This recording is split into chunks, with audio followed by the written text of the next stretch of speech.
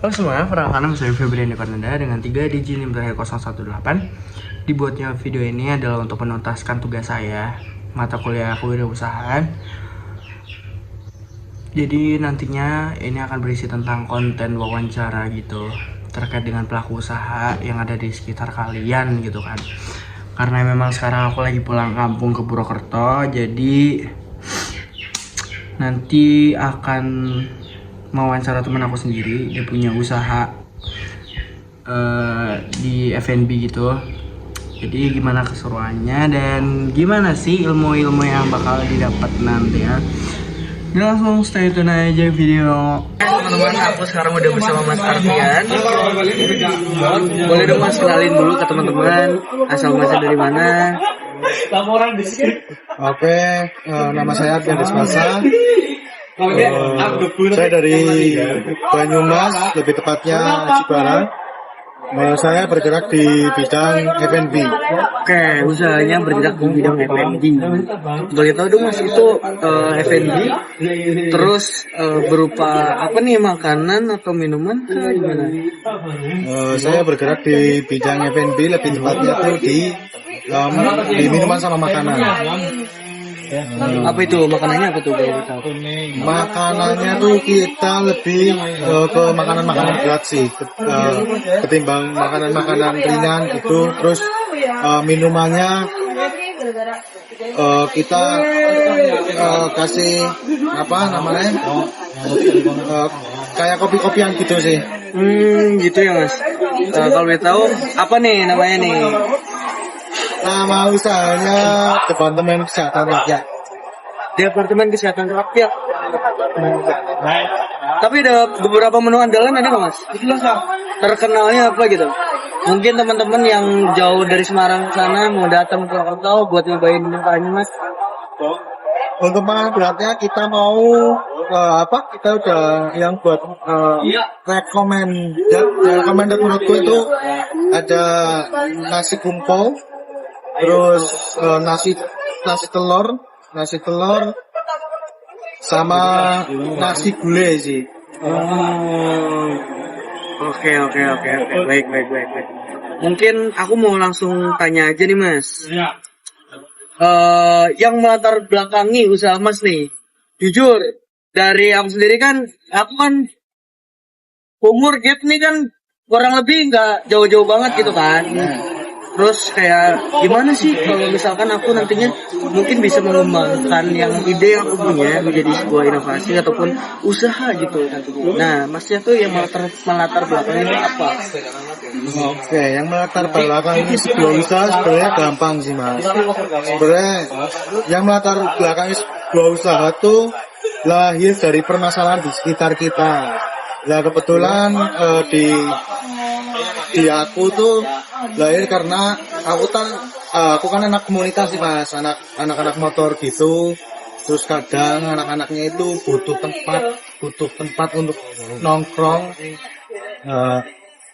Mungkin udah banyak ya tempat nongkrongan yang ada di Purwokerto ya. Ya makanya aku bikin tempat nongkrongan yang berbeda dari yang lainnya. Mulai dari suasananya, mulai dari makanannya, mulai dari konsepnya, itu aja. Oh, berarti ini street food gitu ya Mas? Ya, yang diangkat tuh street food. Memang marketnya ini emang anak-anak motor gitu ya Mas? Marketnya sebenarnya bebas sih, siapa aja boleh nongkrong, boleh menikmati yang ada. Cuma kebetulan karena backgroundnya apa aja. Oke, berarti tetap style chill aja lah ya Mas. Iya. Oke, mungkin pertanyaan yang kedua nih Mas. Gimana cara Masnya memasarkan produk Masnya terkait dari nasi kungpau, terus gultik ya, apa? Gitu-gitu untuk ke masyarakat luas gitu. Apakah itu dari media dikencengin atau gimana? Nah, kalau pemasaran, kalau aku dimulai dari diri aku sendiri. Itu kita lebih apa sih? Kita lebih ke ningkatin value diri sendiri sih. Branding diri itu Iya, penting banget ya. personal branding, personal branding. Ya itu dimulai dari komunitas, kan banyak teman-teman relasi yang gitu ya. akhirnya main sama kita. Terus yang kedua paling sosial media. Sosial media. Oke. Cukup menarik sebenarnya. Untuk kalangan milenial, milenial atau Gen Z, Mas? Gen Z, Gen Z. Masnya? milenial. Milenial. Milenial. Untuk kalangan milenial Gen Z itu emang Baby boomer ini baby. ya udah, mungkin lanjut aja buat pertanyaan yang ketiga. Gimana cara Mas untuk mempertahankan bisnisnya sendiri dari pesaing-pesaing yang lain? Contohnya kan memang banyak banget nih untuk F&B, sama seperti Mas juga, street food juga kan. Nah, gimana nih cara Mas untuk mempertahankan marketnya Mas, juga untuk mempertahankan bisnis lainnya tetap jalan gitu. Kalau untuk mempertahankan saat ini itu yang terpenting adalah rasa sama bersih. Nah, Oke, rasa cukup. Itu kalau buat makanan itu cukup. Rasa sama bersih. Oke, itu emang dua hal yang memang apa ya? Jujur emang paling utama sih kalau emang di dunia makanan gitu ya, Mas. Oke, langsung lanjut aja di pertanyaan yang keempat, yaitu bagaimana cara Mas untuk menentukan produk harga jual produknya Mas? Berarti yang pertama tuh hitung biaya produksi. Terus setelah kalian hitung biaya produksi, terus hitung marginnya berapa. Setelah itu hitung apa ya? Hitung riset, kalian harus riset harga pasar dulu sebelum menentukan Harga-harga kompetitor gitu ya? ya. Terus kalian harus bisa mempertimbangkan nilai produk sih, value dari produk itu aja. Oke, berarti tetap mempertahankan kualitas, juga tetap memberikan yang terbaik. Terus untuk kompetitor ya bisa lipas aja ya, Mas. Oke, langsung lanjut aja buat pertanyaan yang berikutnya.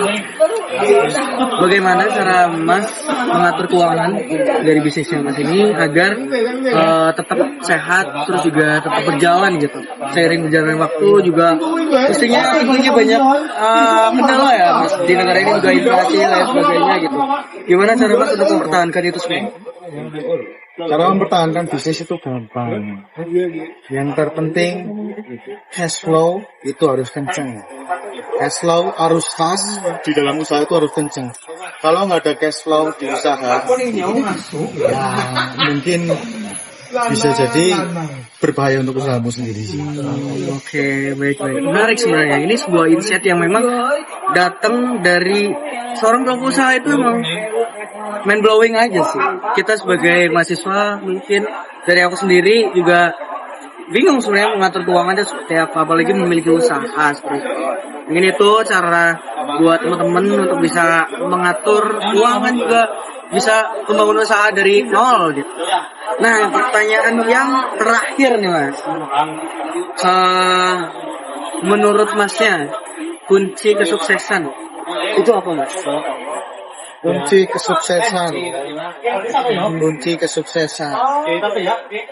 konsisten. Udah Cukup konsisten. cukup. Oke, jujur itu bagus banget sih, konsisten. Memang konsisten itu gimana ya, gimana caranya kita untuk bekerja keras, juga gimana caranya kita untuk berdamai dengan diri sendiri, juga bertanggung jawab atas yang kita jalani gitu ya Mas. Iya. Kayak mungkin itu aja sih Mas buat bincang-bincang kali ini. Oke, makasih ya Mas Arfi. Alright, terima kasih banyak.